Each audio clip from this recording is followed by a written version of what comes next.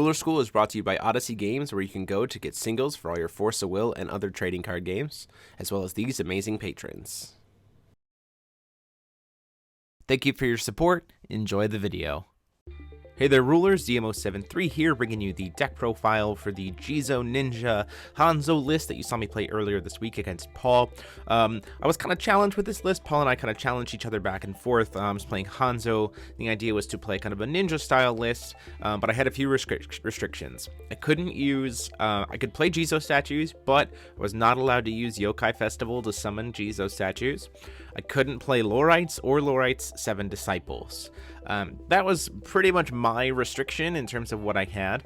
Paul will go over the restrictions that he had on his list tomorrow when he does the deck profile there. So first off, let's go ahead and just jump in. Obviously, Hanzo. We're primarily using Hanzo to be able to flip a rune and then immediately recast it.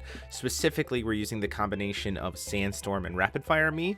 This is because this is 3 rune triggers very, very quickly that not only wipes the board, but also if we have Jiraiya and some Toads out, suddenly gives them all +12/+12. And then if we have multiple Jiraiyas, +24/+24, just by itself. And usually paves the way for a clear game. The other 3 runes we're playing are Whirlwind Technique, because it's an instant speed that we can sometimes cast on the upkeep to protect a Jiraiya for the turn, and thus trigger getting our Toads bigger. A Yokai Festival to be able to grab Kururas in the late game if we need to, and then of course Sealing Scroll. Wind Stone base is 4 Speaking Stone, 4 Tranquility Stone, because it is you can use this to recover ninjas, so sometimes that can be very relevant. And then Ethereal Wind Magic Stones as well. The Magic Stone of Tranquility is super helpful with Jiraiya, so you can like poke for 7 and then like recover him so that he stays safe. And then the Ethereal Wind Magic Stone is really just because we want to be able to, you know, we're not playing any auras, it's just kind of we don't want to play wind stones, so there you have that. So let's go into the main deck. 6 Jizo statues, we're playing 3 of them, mainly because they are still a good card, but because we're not doing them with Karura, they get worse in the late game, so we don't want to play as many of them, or we're not playing them with Yokai Festival, they get worse in the late game. However, with Bullet Ball Thunderclap, they can be an excellent source of removal to cheat through with a combat trick, and thus push through the damage, because they get really, really huge. So then it's just free ton of damage to kind of trade them into something bigger. Or something smaller to get the damage through. So then we're playing 4 Huge Toad and 4 Jiraiya. It is kind of the bread and butter of the deck. Jiraiya does a lot of work here, and you can get Toads to very easily be 20/20s, especially because we're playing a lot of 1-cost runes.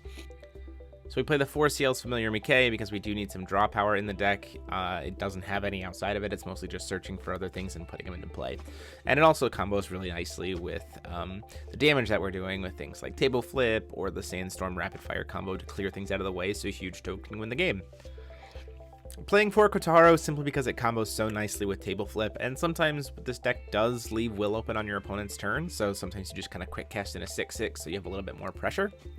And it is a ninja, so it fit in with the theme.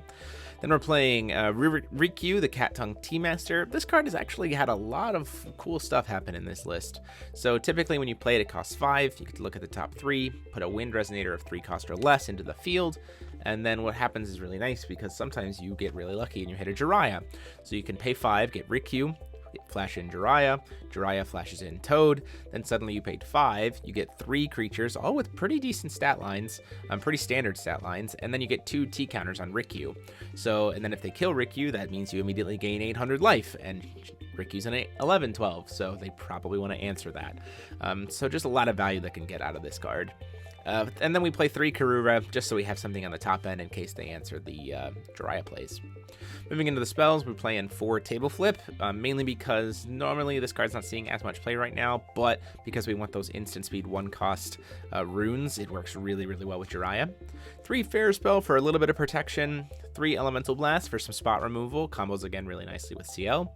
Those 3 Bullet Ball Thunderclap, an amazing card, especially since it's a 1-cost rune, so it can buff up your Toads. So the idea being you swing in with 1 Toad, they take it, you're like, okay, that's fine, or they block it, and you're like, okay, that's fine. You swing in with the other Toad, and then you go, well, in response to that, I'll Bullet Ball Thunderclap, sacrificing the Toad that's already been blocked. Therefore, Jiraiya pumps up the Toad that's coming at your face. that thing that's blocking is then killed, and then you suddenly take a ton of damage from that toad sneaking through. So there's a lot of excellent plays that can be done with this, and if you awaken it, you can just suddenly have your opponent dead. There's a lot of ways to get creatures in this deck up to 11, 12, even 16 power, and so you can just kind of steal the game with a 4-cost instant speed bullet ball. And then we round it out with Ruin Story. We mainly use this to force your opponent to sacrifice stuff, as that you can't quite board wipe for, or to bring back things like your Jiraiya or your Rikyu, but we do sometimes use it for the cancel. So anyway, guys, that is the deck. Let me know what you guys think. If you want us to do more of these kind of deck challenges in the future, let us know, as well as maybe some challenges that you would have for us down below as well. Until next time, though, this is DMO73 saying class dismissed.